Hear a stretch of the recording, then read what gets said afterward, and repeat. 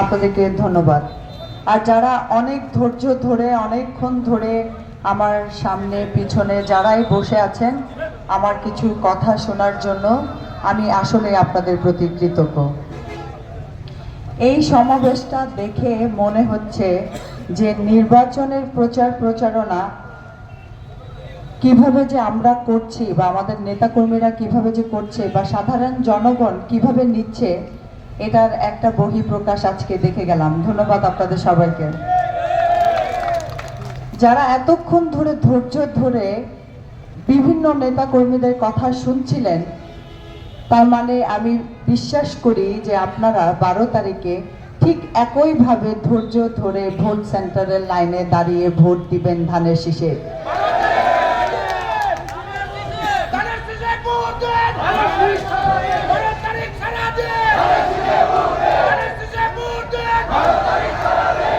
আর এত মানুষের সমাগম এটা দেখেও আরেকটা জিনিস প্রমাণ হয় যে এই দেশের মানুষ নবীগঞ্জ বাহুবলবাসী তার এলাকাকে কত ভালোবাসে, কারণ তারা এলাকার উন্নয়ন চায় বিধায় একত্রে হয়েছে, তাদের একত্রতা দেখাচ্ছে যে আমরা এলাকার উন্নয়ন চাই, আর বেশি দেরি নয়।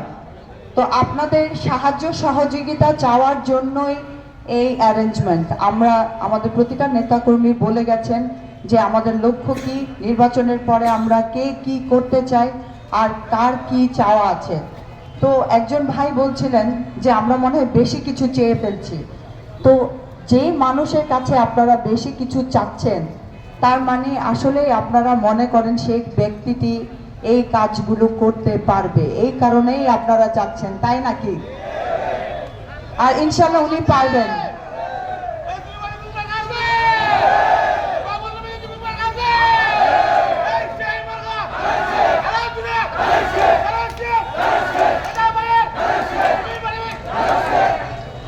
আর আমি খুবই দুঃখিত যে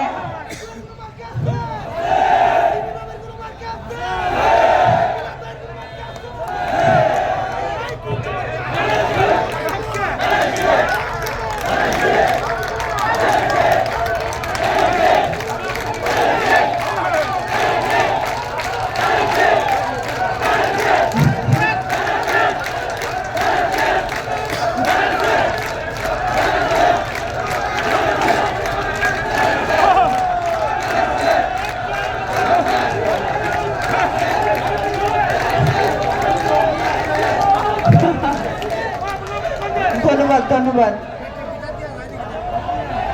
আর আমি একইভাবে দুঃখিত যে আমাদের জন্য আমাদের এই সমাবেশের জন্য অনেকের চলাচলে সমস্যা হচ্ছে। বেশিক্ষণ আপনাদেরকে আটকে রাখবো না, আমাদের যারা নিরাপত্তা বাহিনী আছেন তাদেরও অনেক কষ্ট হচ্ছে, but at the same time আমার এই ভালোবাসা, এই জিনিসটা দেখে ভালো লাগছে যে এই এলাকার মানুষ তাদের এলাকাকে কত ভালোবাসে। এটা হলো ভালোবাসার বহিঃপ্রকাশ। সো এই বহিঃপ্রকাশটা আমার কাছে ভালোই লাগছে, কিন্তু বেশিক্ষণ না, আমরা কারো দুর্ভোগ হোক আমাদের জন্য এটা আমরা কাম্য করি না, আর এটা আমরা বেশিক্ষণও চাই না যে এভাবে হয়ে থাকুক। যাই হোক, আমরা যেহেতু এত সমাগম মানুষের, আপনাদের প্রার্থী কি কি এজেন্ডা নিয়ে এসছে ইতিমধ্যে অনেকেই জানেন, তারপরেও একটা সুযোগ হয়েছে যেহেতু আমি বলে যাই যে আপনাদের এমপি প্রার্থী যিনি, উনি আশার বাণী না, উনি কি কি কাজ করবে উনি সেই প্ল্যানটা নিয়ে এসছে। তো প্ল্যানটা হলো 4টি এজেন্ডাতে এই ইলেকশনের প্রচার প্রচারণায় আমরা নেমেছি। এই চারটি এজেন্ডার মধ্যে একটি হলো উন্নত মানের সড়ক, উন্নত মানের চিকিৎসা, উন্নত মানের শিক্ষা আর বেকারত্ব কিছু কম করা। তো উন্নত মানের সড়ক বলতে আমরা যেটা বুঝি যে যেই সড়কটা করলাম ওই সড়কটাতে যাতে 2 বছরের মধ্যে হাত না লাগাইতে হয়। আর যদি 2 বছর একটা সড়ক করলাম 2 বছর পরেই হাত লাগাইতে হয়, ওটা কি ভালো হলো না খারাপ হলো? না, ওটা ভালো হয় নাই, খারাপও হয় নাই, কারণ ওইটা তো সরকারের টাকা দিয়েই করা হবে। কিন্তু 2 বছর পর যদি আমি 2 বছর পর পর একটা সড়কই নির্মাণ করতে থাকি তাহলে আমাদের সরকারিভাবে অনেক ক্ষতি হয়। সো যেই সড়কটা আমরা করব ওটা আমরা 15 থেকে 20 বছর যাতে হাত না লাগাতে হয় ওই ধরনের সড়ক করার আপনাদের এমপি সাহেবের টার্গেট।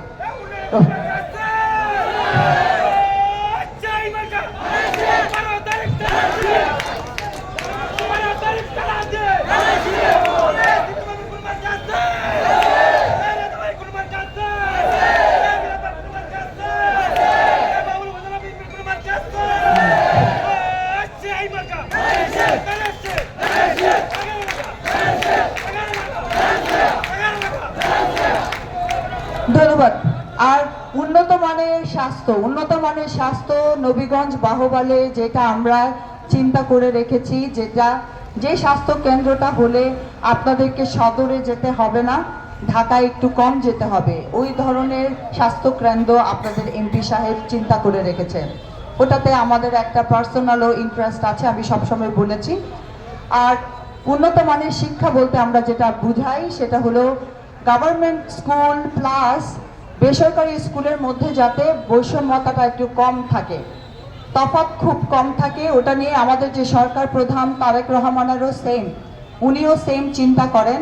উনিও বলেছেন যে সরকারি বেসরকারি স্কুলে আমাদের ডিজিটালাইজেশনটা নিয়ে আসতে হবে। তো উন্নত মানের শিক্ষা, তো আপনি শিক্ষায় শিক্ষিত হয়ে গেলে কর্মস্থান যদি না থাকে, শিক্ষা কি কাজে লাগবে? তাহলে কর্মস্থান করে দিতে হবে আমাদের শিক্ষিত ভাই বোনের জন্য। তো ছোট ছোট অনেক প্রজেক্ট করার চিন্তা ভাবনা আছে, বাট এগুলো সবই করা যাবে আপনারা এখন যেভাবে সাপোর্ট দেখাচ্ছেন, এই সাপোর্টটা যদি 12 তারিখে দেখান তাহলেই সব সম্ভব। তো আপনাদের ভোটের সাথে দোয়া লাগবে, আপনাদের ভোট হইলেই হবে না, আপনাদের ভোটের সাথে আমার দোয়া লাগবে মাস্ট। আমরা যা যা বলে গেছি আল্লাহ যাতে আমাদেরকে তা করার একটা সুযোগ করে দেন, সেই দোয়াটা আপনারা সবসময় আমাদের হয়ে চাইবেন। আমরা তো পরিবারে চাই, বাট আপনারাও আমাদের পরিবার হয়ে চাইবেন কি না?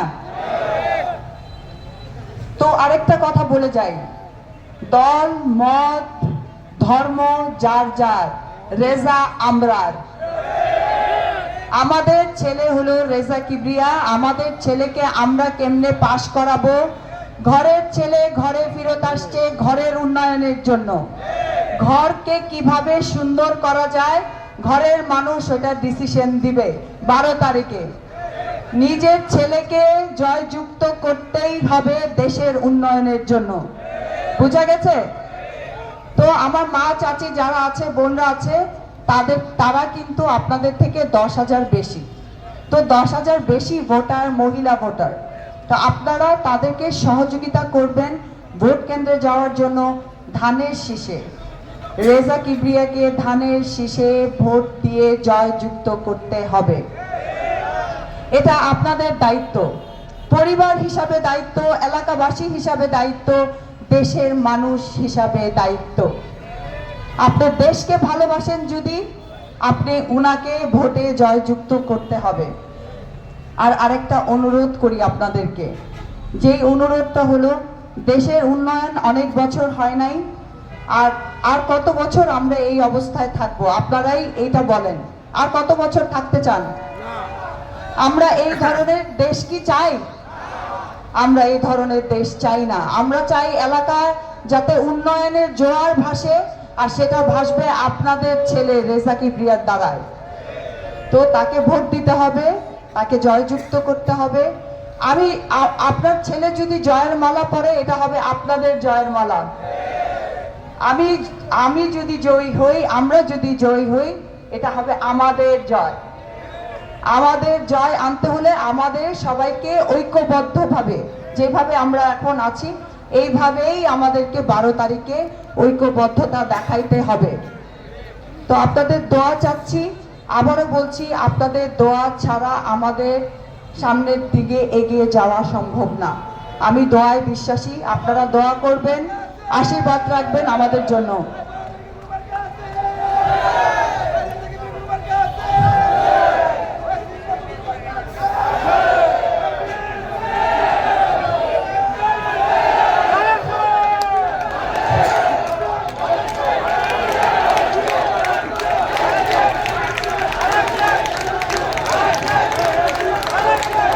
ধন্যবাদ।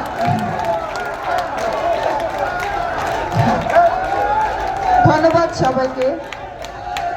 আপনারা এই এই সরকার প্রধান, আমাদের যারা দলের লোক আছেন, আমি জানি এখানে মেজরিটি পিপল যারা এখানে আছেন তারা বিএনপির